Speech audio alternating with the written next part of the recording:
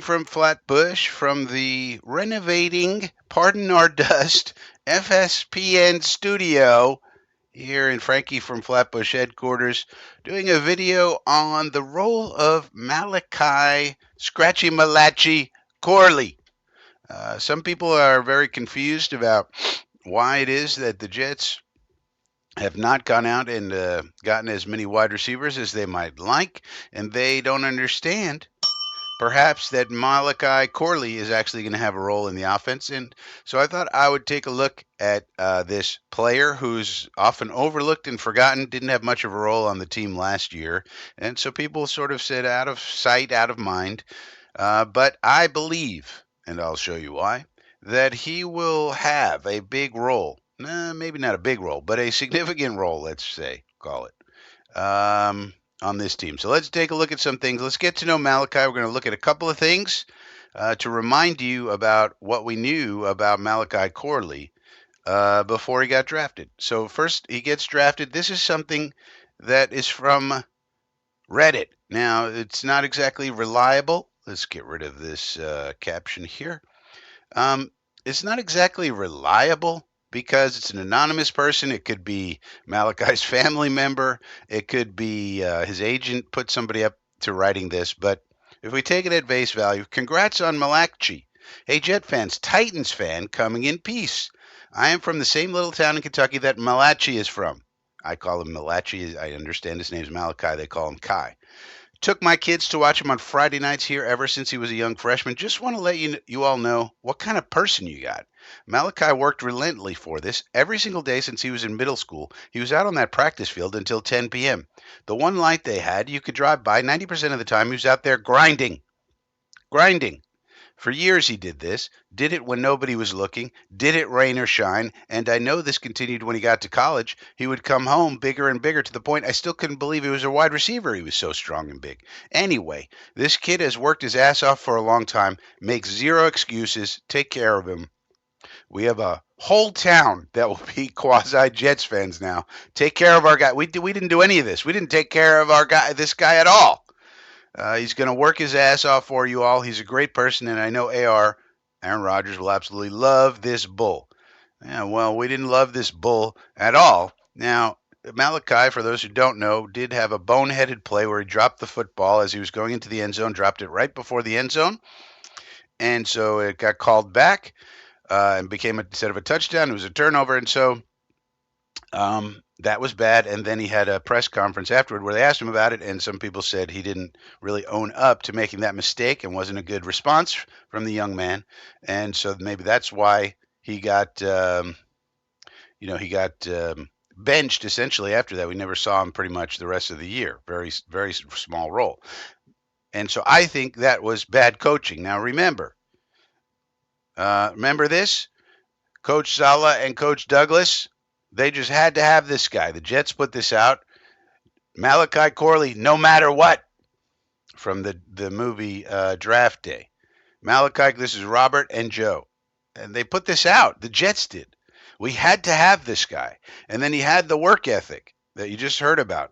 And then he makes one mistake and doesn't respond properly in a press conference. You bench him the rest of the year. Now, I think that was a terrible decision. I think the coaching staff we had last year, as opposed to the Gase regime, they were good coaches. I know that because they all got picked up by NFL franchises after they left here, and Robert Saleh is now the highest paid defensive coordinator in the NFL. But so they're not terrible coaches, but I think they were in over their heads in the roles that they had with us, especially Saleh. But the idea is, and then Joe Douglas just got picked up with the Eagles, so it's not like he's out of football either. So these are good football people who know what they're looking at, know what they're doing for the most part. Yes, they may have been in over their heads with the Jets. Yes, maybe they didn't know how to deal with the money men or Woody or whatever. But that doesn't mean they're idiots. It's not like they went out of football like Adam Gase and Nathaniel Hackett. And these are people saying, we got to get this kid no matter what. They're confirming with each other. So that's what we're talking about with Malachi Corley. So that's what happened. He had a bad incident. He didn't respond to it well in the press conference, and then he got benched the rest of the year for the most part and didn't have a good rookie year. But now it's a different situation. We now have a different type of offense coming in, and I believe it will be a high percentage RPO offense. And if you don't know what that's about, go look at my video about Justin Fields, where Justin Fields was running about 5% of the time in RPO play with the Steelers. And if you look at the skill set of Justin Fields, you would think you would want to run RPOs 30, 40% of the time. Arthur Smith, the DDIC over there, Dum Dum in charge, was running about 5% of the time. And you could say, well, he was running the Russell Wilson offense, Frankie. He wasn't really supposed to. Okay. But nonetheless, so I think we are going to run a high RPO type offense. Now, how does that relate to Malachi Corley? Well, here's a couple of plays from Coach Tube. Now, look at this. This is in a course that is about installing an RPO offense. So Coach Tube is, for those who don't know, a platform where a lot of the coaches learn different things. Here, this course is about installing an RPO offense. If you want to install an RPO offense, this is what you do. So here's one play that they're taking a look at. This is Western Kentucky. Why are we looking at Western Kentucky? Well, they're running an RPO offense, and so this route is called the slice route. The quarterback here is named Bailey Zappi. He's an NFL quarterback. The formation here is deuces, tight deuces, I would say. 2 on the left, 2 on the right. This man is a man named Malachi Corley. Now, Malachi Corley is on the teach tape for some of these plays that we should be running more of in our offense. That's my main contention with Malachi Corley. He's going to have a role because, one, we were excited to get him. A lot of people thought he could have a big role in the NFL.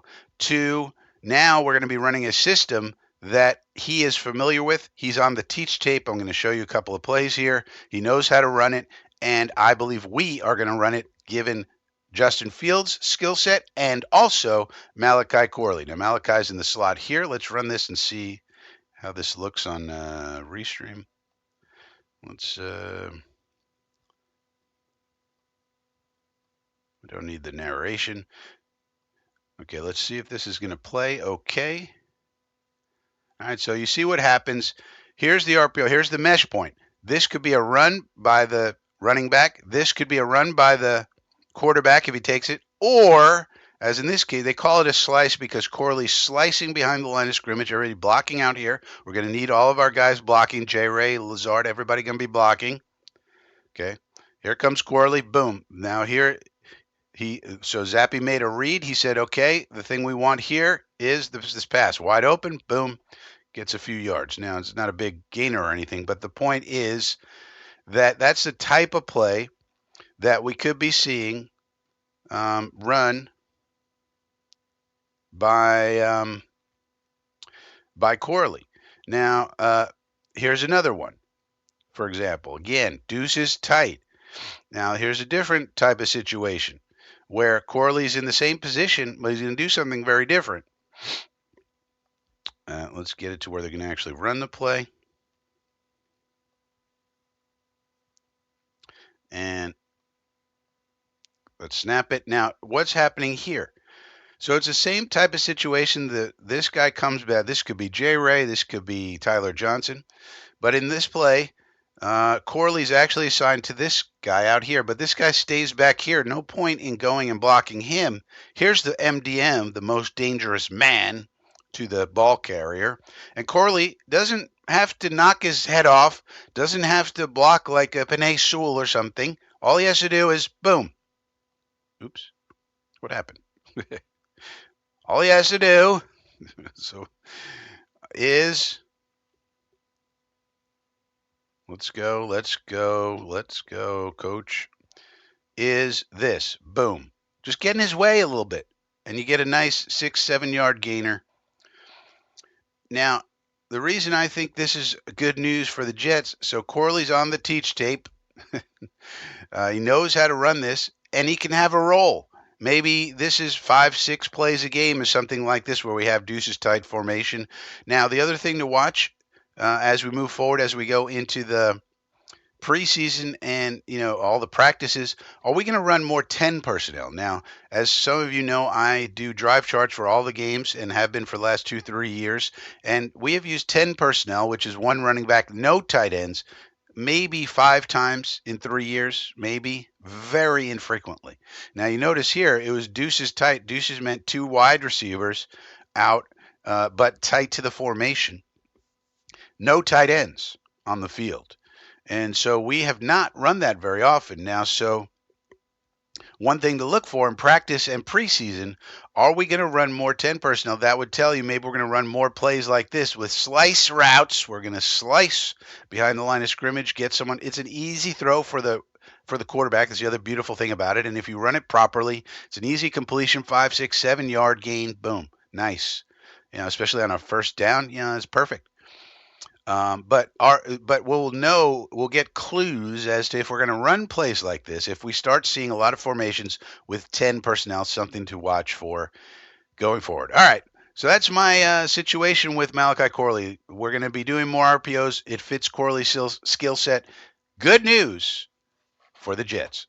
Let me know what you think about all this in the comment section down below. Please subscribe to the channel and or give the video a thumbs up. All right. I'll see you next time.